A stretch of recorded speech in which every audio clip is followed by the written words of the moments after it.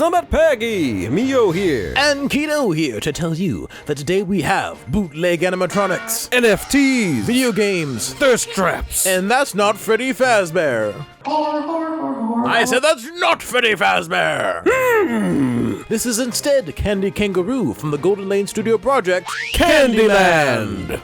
What? You don't know what Golden Lane Studio is? Golden Lane Studio is a YouTube channel that has grown quite popular over the years since their first Left 4 Dead animation 10 years ago. He, she, they did a couple of other animations, but really hit their stride with the first FNAF video. Sounds eerily familiar. After that first one, Golden Lane did a ton of individual FNAF animations as well as a FNAF series. They mixed it up every once in a while, but sadly, it seems years later the views weren't the same. He was still occasionally getting millions of views, couldn't be me, but he started getting more around, let's realize I started calling him he. Whatever, for the sake of the video, he's he. But he started getting more around hundreds of thousands of views instead. I guess it was time for a change, and they teased that they would be doing something a little new. And people wondered, is this a FNAF fan project? Because it did look a lot like FNAF, but it would turn out to be its own project with no relation to FNAF at all. We then got a first look at the new We then got our first full look at the new project on October 21st, 2022 with First Corruption, Kandyland Animatronic Series Episode 1 Halloween Special.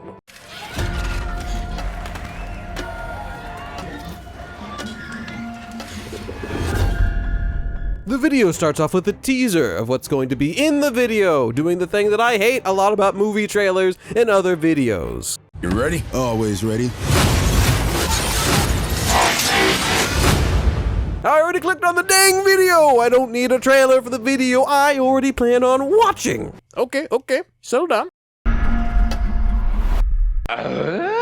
We get some nicely animated, well-rendered scenes of the amusement park Kandyland and its host, Candy Kangaroo. This animatronic looks more advanced than almost anything in the FNAF universe, except for the ones in Security Breach, which maybe takes place in 2030, which is interesting because Kandyland, possibly according to our research, takes place in the 70s. Not the 2070s, but the 1970s. Because of course, any FNAF ripoff has to be a throwback to decades past for some reason. Candy stands up and gestures to the crowd, and some confetti shoots out, and he says, "Welcome to Kandyland."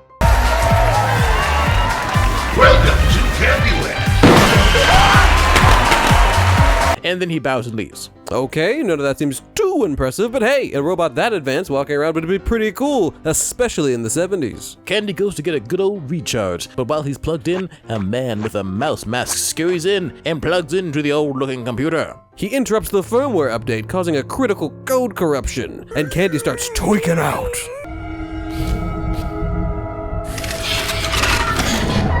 Kay then goes back on stage, but he's acting all sus, and his faceplates are twitching all over, sort of like the fun time animatronics from FNAF. Surely there's no stealing a design element, I'm sure.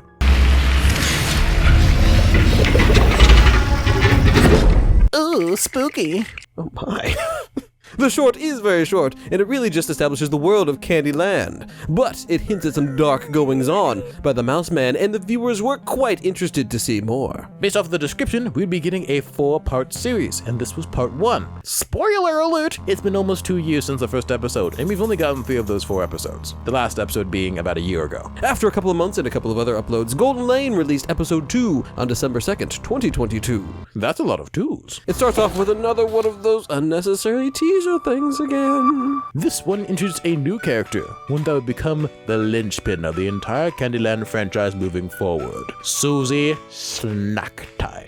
Sorry, Candy, whose name is literally in the title of the series. You've been replaced. Now you may notice some interesting design choices for this character. She is, unlike the other characters we've been introduced to, based on a human, not an aminal. In fact, she looks a little like another human-based animatronic that we know. You know, like the one with the red hair and kind of like, circus baby! The sound design is actually pretty nice, very vintage, and it sounds like a theme park. Presumably that was intentional. In this animation, we see Susie Snack Time and some clown guy in the background standing around a fully functioning park. Some stupid little child runs up to Susie to say hi, but he only wants one thing, and it's disgusting. It's candy. Susie, like Candy, is fully able to articulate her limbs and speak, a very advanced technology. Susie hears some crying from a child. A crying child! Lord! And she skibbities on over to see what's up. There's a little girl crying. Hi, sweetie. Are you lost? And when Susie goes to comfort the kid, she starts tweaking and her mouth plate thing falls off. Susie tries to tell the kid to stay away. Then she pleads for help. Help me. Make up your dang mind! It seems whatever got into Candy has gotten into her. She starts reaching out toward the child as though to take the mouth plate, and then the short ends. How ominous. Okay, so the series is a bit of a FNAF ripoff, but hey, who hasn't ripped off FNAF?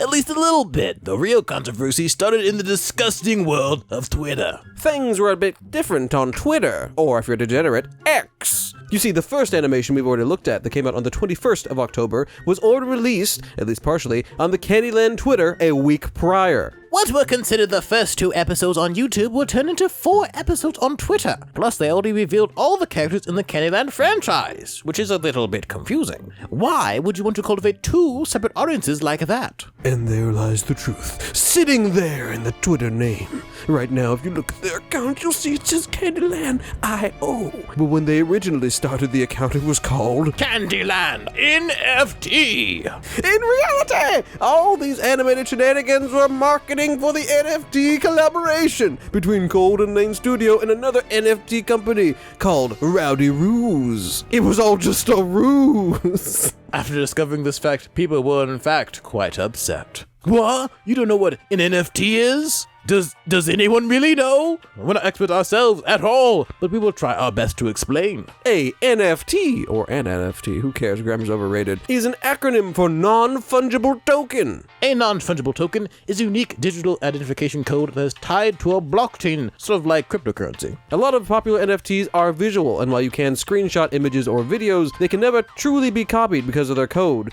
as indeed non-fungible. Does that make sense so far? It really doesn't matter. All you need to know is that there are special things you can buy and sell, sort of like the difference between the original Last Supper painting or one of the prints or copies. Why do people not like them? Number 1, NFTs ultimately seem kinda dumb, at least to most people. In the end, they're rather useless since you can just screenshot the image. I mean, it's all digital anyways, so there doesn't seem to be much of a point beyond making money. And if you like money, then I guess there is money to be made, kind of. 2, a lot of the people that get behind the climate change narrative say that they are bad for the environment because of the power needed for the blockchain or something. Number 3 is most important. Certain individuals, like a certain person that has a name that rhymes with Hogan Tall, and many others have scammed their audiences with false promises. In general, it seems to me that a majority of NFT projects are accused of being scammed, including another NFT brand that was associated with Kandyland called A Kid Called Beast. A lot of people on Twitter were fine with the NFT project, since that's what they signed up for from day one. But a lot of the audience on YouTube didn't seem too aware of this little fact, and like we said, they didn't like it. There was a similar response to Puppet Playtime with the whole lore scam NFTs that caused Mob Entertainment to backpedal. And in Kandyland's case, there's a popular rumor that the NFTs were just a temporary thing to raise money for the series. But Golden Lane stuck to their guns and continued to market that their NFTs would be releasing sometime in the future. And I'd just like to take a moment to point out that there are way too many Twitter profiles for me to keep everything straight. It's getting a little bit out of hand. Moving back to the project, Episode 3, or Episode 5 on Twitter, was released on March 17th, 2023. The opening title says Episode 3, Part 1, whereas Part 2, the world may never know, because this is the last episode Golden Lane has released. And this is the shortest episode by far, by almost a minute. And we got the teaser thing again. This short shows off Tuki Toucan, I think that's how you say his name, doing some card tricks and wowing the crowd. He takes his bow, then heads off the stage like the chatted bird he is. While heading down to do something, presumably to recharge and update like Candy, the lights start turning off and flickering. Tuki's looking a little nervous, but I'm sure everything will be fine. After all, why shouldn't it? Nothing's ever gone wrong with animatronics before. Then Susie appears right in front of him, holding the stuffed animal of that kid from earlier, and she's still missing the faceplate. Something tells me that kid isn't doing too well. Susie says hello. Hi there. The end. Quite short, and it really didn't show much of anything. Yep, that's about it. That would be the final episode released by Golden Lane, and there has been no story development since. That's not to say they have stopped releasing content on YouTube. No. Even before episode 2 came out, the Kandyland YouTube channel was releasing a bunch of hashtag shorts of their characters doing random repetitive things. Reposting short clips of the trailer, and reposting, and reposting, and reposting, and reaction baiting like, wait until the end, the last part, did you catch it? Watch it again! Just posting videos of the NFT is despicable. And a bunch of bizarre stuff.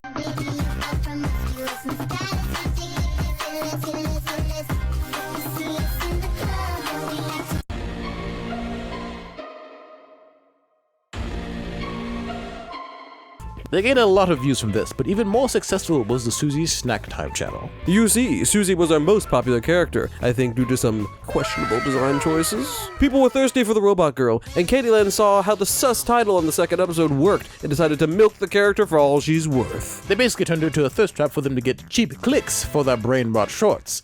It's very apparent what they're doing. It was obvious, and they leaned into it with no shame. She's not so innocent. Ooh, don't show your TF the last part. Ooh, Susie Snack Time. Can you make it to the end? Oh, mythic Susie Snack Time. Fire! Susie wants some candy. Wait until the end. Candy. And just looking at some of the comments, it worked. Her little fingers are so cute. Man, what the heck? How cute. I would definitely open the door for her and give her some candy. You're a simp and nothing else. Well, on one hand, she may kill me. But on the other hand, smirk. Here's a glass of water to help with that thirst. Giyot, open that door. Man, he's down bad for real, for real. Not gonna lie, baby, come here, oh yeah! Ain't no way Miles Mills is posting horny on main. Not gonna lie, that design is really cute. Not gonna lie, that's probably the most normal comment so far. Why does she look so cute and pretty? Her beauty people aura! I've never seen such a beautiful animatronic woman! 4 hearts out of 5, could be better. I don't think we can read that one. Susie's voice is so cute. Get off, she's mine! What the hell? Hey, yo! Bro, I'm dead. Basically, if you want to lose faith in humanity, spend an afternoon scrolling through the Kandyland Shorts feed, and all this just to shill some NFTs. The plan was so successful that the Susie Snack Time channel earned a silver play button and later reached 1 million subscribers. We weren't really paying attention at this time, but we're pretty sure that the Susie Snack Time channel was renamed to Kandyland because the Susie channel disappeared. Also, no golden play button was announced. Maybe because it would have had the name Susie Snack Time on it.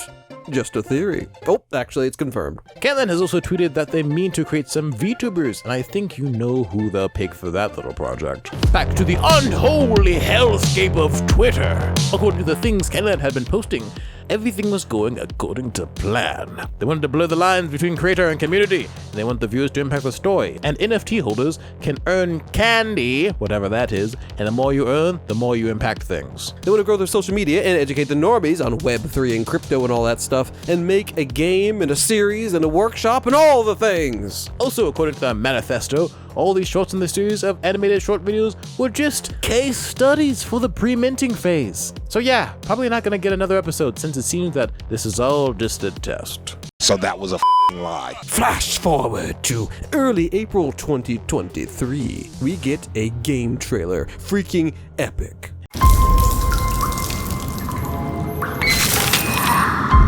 When I created this place, I was inspired by one thing: joy.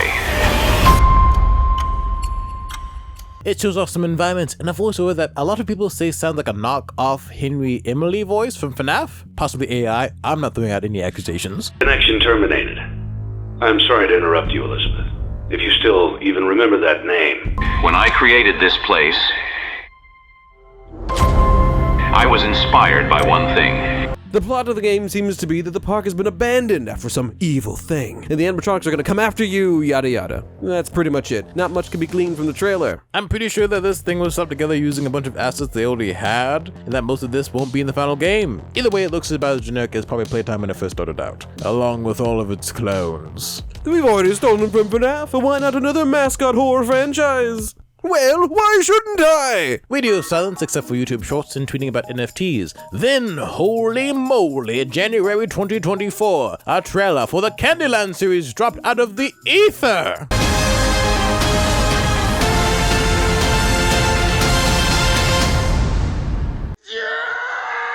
My first day at Kandyland. So much magic.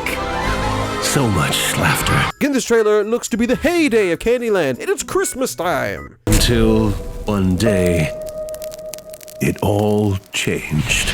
The Mouse Man seems to be the main antagonist of the show, and the animatronics are the good guys trying to fight him, or protect the children, or protect Kandyland, or something. It's all rather vague. This all seems rather confusing on how everything fits together. Is this series a prologue to the video game? What about the series they started on YouTube? Maybe since that was just a test, it doesn't count? The animatronics being the protagonist is a bit odd considering the other videos and what they've been setting up. In general, this trailer has a much different, less horror-ish tone, and I don't know if I like it. 1 month later, She's All Alone, a Susie Snack Time story, Part 1, came out in February 2024. And now I'm just confused, even more so. What happened to episode 3, Part 2? Another stupid teaser for a 1-minute video! I hate it! This short features- I'm in agony! This short features- Someone help me! This short features another different looking Susie Snack Time. Is this one of their NFT designs? I don't know. She's licking some ice cream. Ice cream? Oh, that's something that's been featured in one of their shorts. It's a pun. And she starts walking towards a shaking present box, but then hears a ding-a-ling-a-ling-a-ling and notices something in the dark. Beckoning.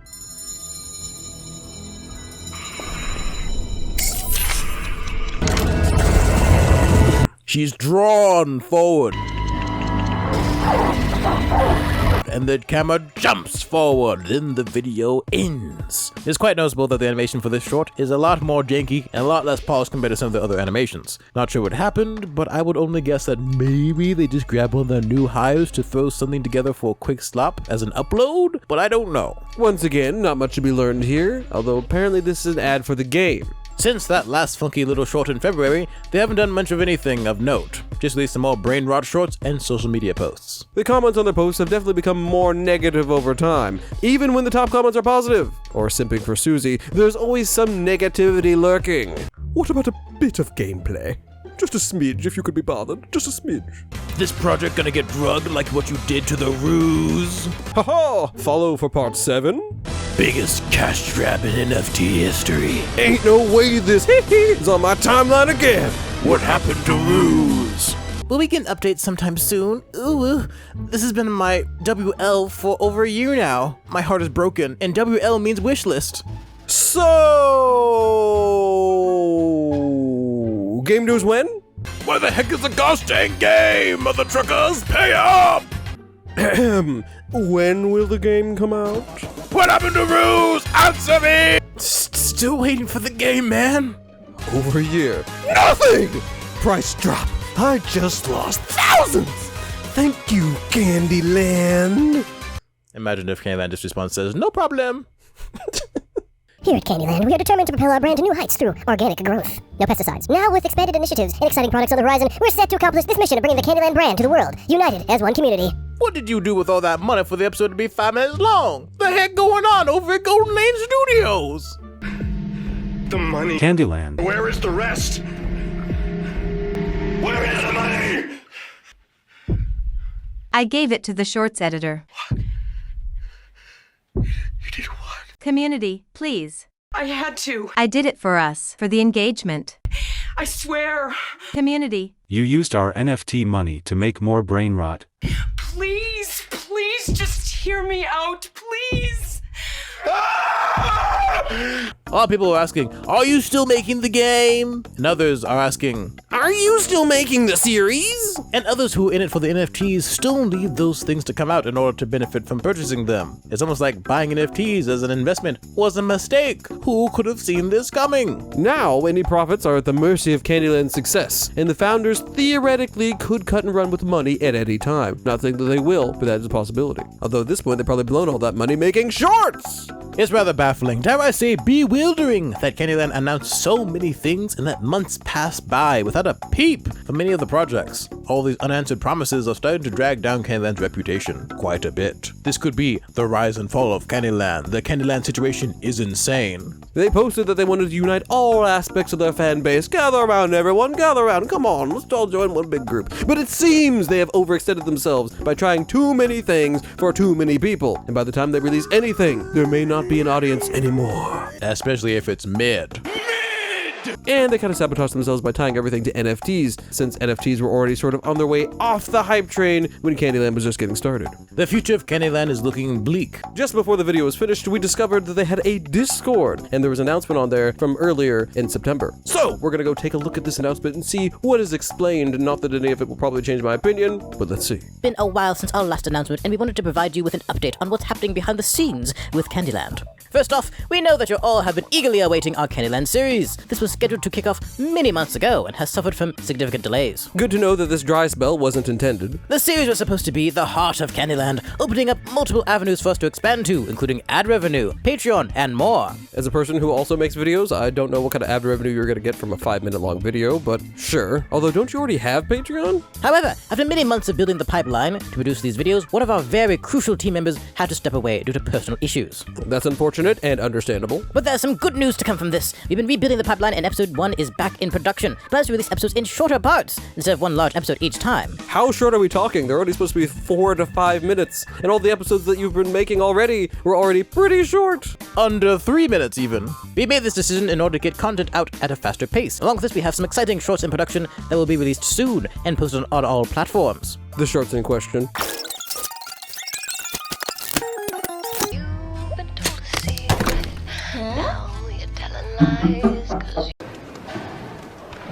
Okay. In regards to the workshop, we'll be kicking it off again this week, so keep an eye out on our announcements. We are planning to run one workshop each month. Well, this is the announcements page on the Discord. I don't know if they're talking about a different announcements page, but I don't see any new announcements, so maybe that never happened? Or maybe that's going to happen next month. In the coming months, we'll be working to tap more into the Web3 side of our project on X, and in general, since we have not been very present in that sector. And then they basically end by saying, thank you everyone for sticking with us. Pretty basic. Well, that is unfortunate. It definitely does seem like we said earlier, their project is spread a little too thin in too many different places, especially if one person leaving the project causes everything to be delayed by many, many months. Overall, our opinion of the series hasn't really changed that much, seeing as I doubt they have too much of a story going forward, so confidence is kind of low. And considering how much the project has been delayed, I wouldn't be surprised if it was dead on arrival. But it's not out of the realm of possibility that they could turn this around. It's just kind of unlikely. But you know what isn't unlikely? Hopefully you liking and subscribing if you haven't already. And if you want more FNAF-related drama, check out this video over here. And if you want something new, fresh, and exciting, check out this one over here. It's a good video. Well, thank you for watching, and until we see you in the next one, in the wise words of Hogan Tall. I've made a severe and continuous lapse in my judgment